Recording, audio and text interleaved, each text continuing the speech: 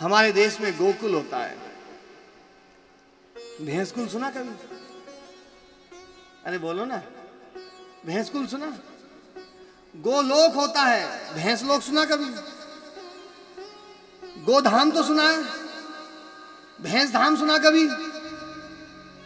गोमुख सुना है, भैंस मुख सुना कभी? होता ही नहीं, सुने कहां से? गोमुख से गंगा निकलती है। गोदान सुना है? सुना है गोदान? कन्यादान के साथ में दुनिया का सबसे बड़ा दान कन्यादान भी बिना गोदान के संभव नहीं है। कन्यादान के साथ में गोदान को जोड़ा। भैंसदान नहीं है।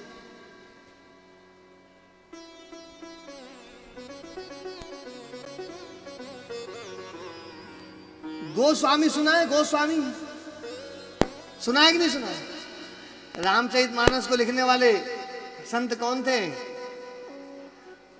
तुलसीदास जी महाराज जी नहीं, गोस्वामी तुलसीदास जी महाराज। नाम पूरा बोलना है। बाबूलाल जी, मैं कई दिन तक सोचता रहा कि तुलसीदास जी महाराज जी ने रामचरितमानस लिखी, लेकिन रामचरितमानस लिखने के बाद में भी अपने नाम के साथ में राम स्वामी शब्द नहीं जोड़ा, राम को स्वामी नहीं बनाया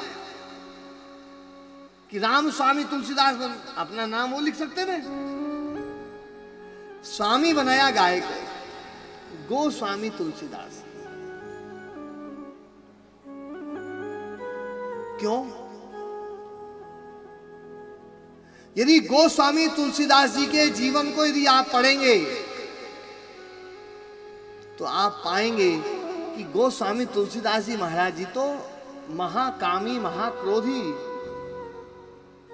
गौ माता की कृपा से, गौ माता की सेवा से महाकामी तुलसीदास जी महाकवि तुलसीदास बने।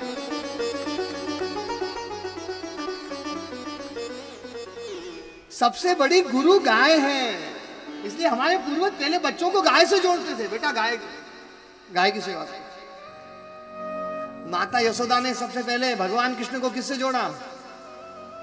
अरे बोलो ना, गाय से जोड़ा। महर्षि धौम्य ऋषि ने उपमन्यु शिक्षा लेने आए, बोले गुरुवर मैं शिक्षा लेना चाहता हूं। बोले बेटा ये 100 गाय ले जाओ, जब 200 हो जाए तब आना, तब शिक्षा मिलेगी। गुरुओं ने अपने शिष्यों को गाय से जोड़ा है। ऋषि हरिद्रुमत उनके पास में सत्यकाम जाबाल पहुंचे हैं, बोले ऋषिवर मुझे ब्रह्म ज्ञान ब्रह्म विद्या चाहिए। बोले ब्रह्म विद्या चाहिए तो गायों की सेवा करनी पड़ेगी।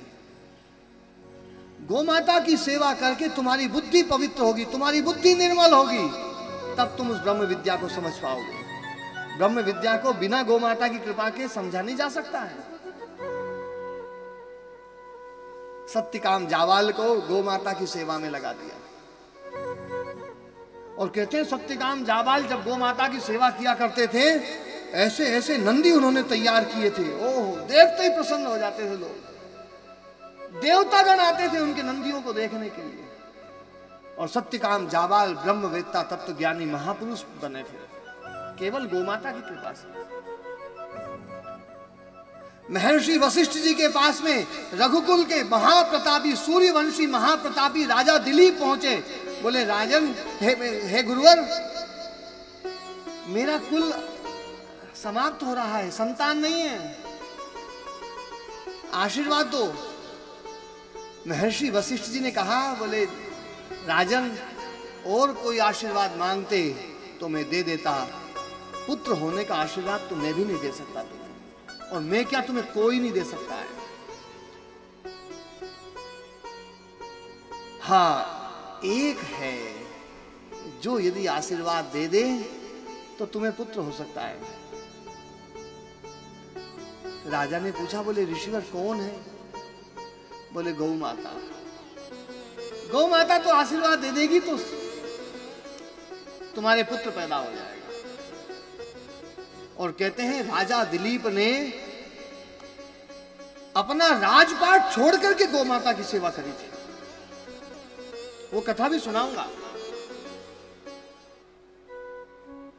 राजा दिलीप ने गौ माता की सेवा करी और गौ माता की रक्षा के लिए शेर एक बार आ गया तो गौ माता की रक्षा के लिए अपने प्राण की बाजी लगा दी।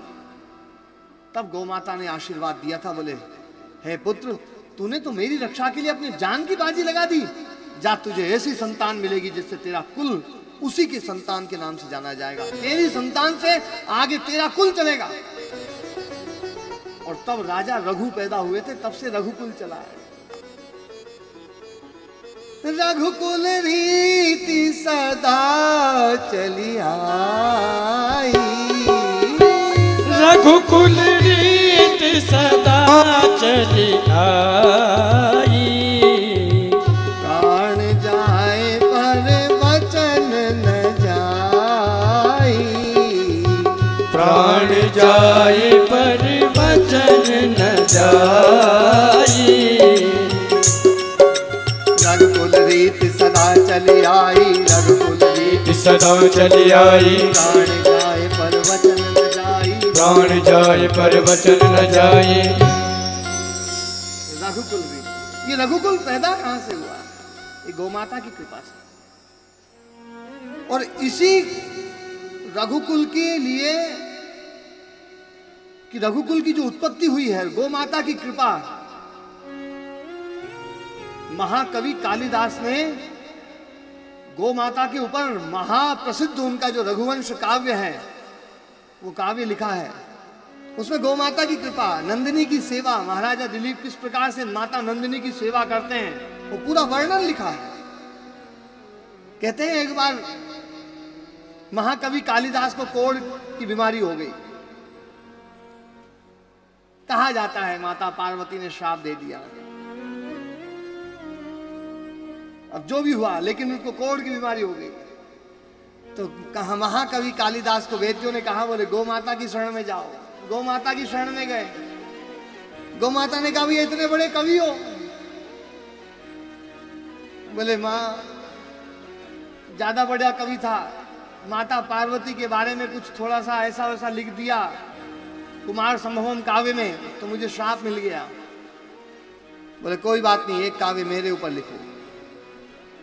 और कहते हैं महाकवि कालिदास गौ माता की कृपा से वो बीमारी ठीक हुई थी, तो उन्होंने अपना सबसे महाप्रसिद्ध काव्य गौ माता की सेवा में समर्पित किया है। बड़े बड़े गुरु पैदा हुए हैं, गौ माता ने बड़े बड़े गुरु पैदा किए। आपने देखा कालिदास के बारे में सुना होगा, कालिदास महामूर्ख थे।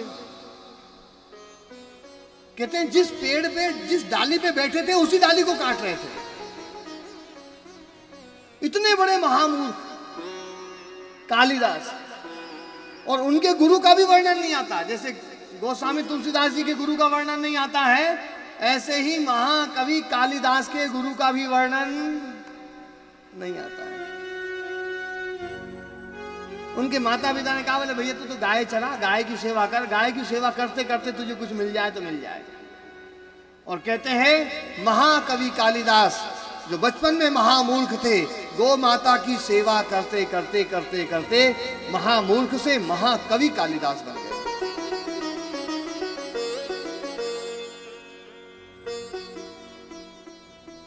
हमारे पूर्वज बच्चों को गाय के साथ में यूं ही नहीं जोड़ते थे। गाय के पास में शक्ति है, वो संस्कार देने वाली है, वो पवित्रता देने वाली है। क्योंकि दुनिया में सबसे ज्यादा पवित्र यदि कोई है तो गाय है। 40 साल पहले जब इस देश में गायों का दूध ज्यादा पिया जाता था, बताओ इस देश में बलात्कार होते थे? आज अखबार उठा करके देखो, हर पन्ने बलात्कार की घटनाओं से भरे पड़े। आज जो माहौल गंदा हुआ है, घर में बहन बेटियां सुरक्षित नहीं बची। कारण क्या है? ये लोगों की बुद्धि कैसे खराब हो रही है, क्यों गंदी हो रही है? जो गंदगी को पसंद करने वाली भैंस है, उसका दूध पी पी करके लोगों की बुद्धि गंदी हो रही है। उसका गुण दूध में आएगा।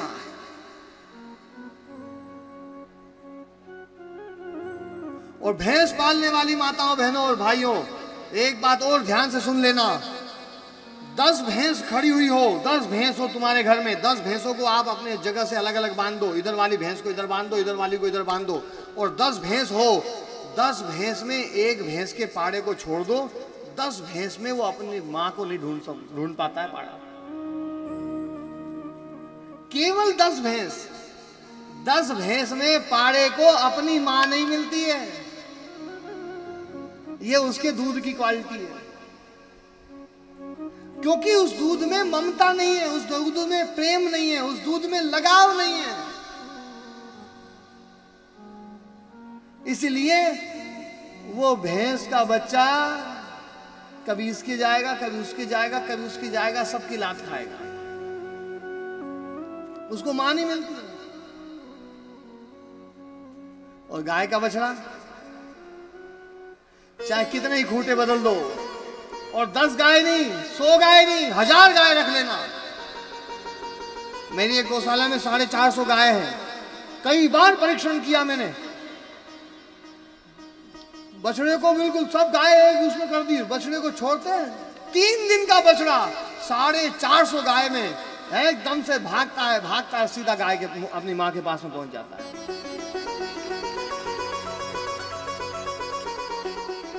उसको जो दूध मिला है ना, उस दूध में ममता है, मां से जुड़ने की शक्ति है, मां से जुड़ने के भाव हैं। यदि तुम्हारा बच्चा उस भाव वाले दूध को पिएगा तो जिंदगी भर तुम्हें भूलेगा नहीं।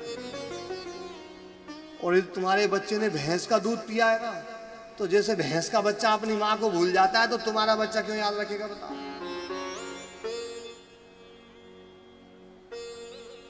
इसलिए मैं कहा करता हूं, जो अपने बच्चों को भैंस का दूध पिला रहे हैं, कृपा करके वृद्धाश्रम में एक कमरा अपना बुक करवा लो।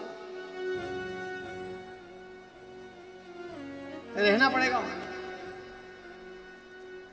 बच्चे सेवा नहीं करेंगे,